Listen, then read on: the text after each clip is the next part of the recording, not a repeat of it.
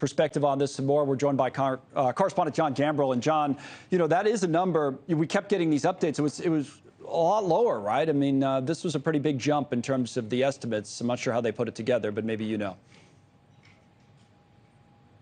Yes, Connell, this is a pretty large jump that we had today from the Israeli military, and you have to keep in mind that a lot of this has been pretty chaotic here since about a week ago when this Hamas attack got launched. They're still trying to gather bodies and kind of assess the damage, and they're still taking reports from people who are missing. One thing that also to note is that the Israeli government has made a little bit more of a push to talk to the families of these hostages. We've seen footage with Prime Minister Netanyahu and others meeting with them. There had been some criticism that while this airstrike campaign and the talk of the ground offensive was going on, that there wasn't really any discussion of those hostages. And just to kind of put it in perspective, it's a really difficult task for the Israeli military if they decide to go in and do this by force. You have to keep in mind that Hamas has a series of tunnel networks in Gaza, pretty deep underground.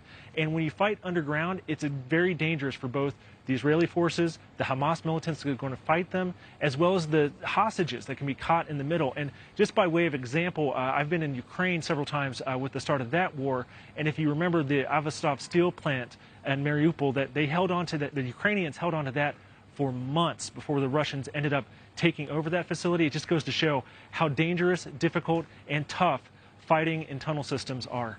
It's a really, really good point. We have an IDF spokesman on next hour, and we can ask him maybe for a little bit more detail on this. But do you get any sense from government officials there in the capital about whether all of that delays the timing or changes the timing of a possible ground offensive? I was saying to Robert Sherman when he was on earlier, it seems like we're just waiting here for days about this ground offensive. But does the hostage numbers change that equation from what you're picking up?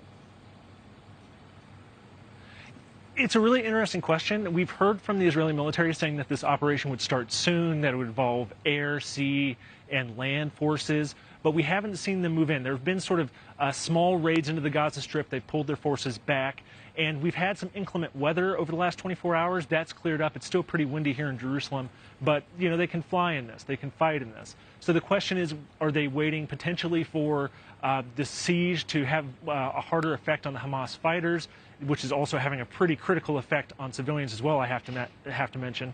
Or are they trying to wait to see what the diplomacy is going to do? We have Antony Blinken here, and we have potentially a visit by President Joe Biden in the coming days. So, ultimately, at the end of the day, it's going to be up to the Israeli military to decide when and where they're going to fight. But they do say that this is coming. All right. Jon, we thank you for your reporting. Thank you for watching. Go to newsnationnow.com to find NewsNation on your television provider. And don't forget to click the red subscribe button below to get more of NewsNation's fact-driven, unbiased coverage.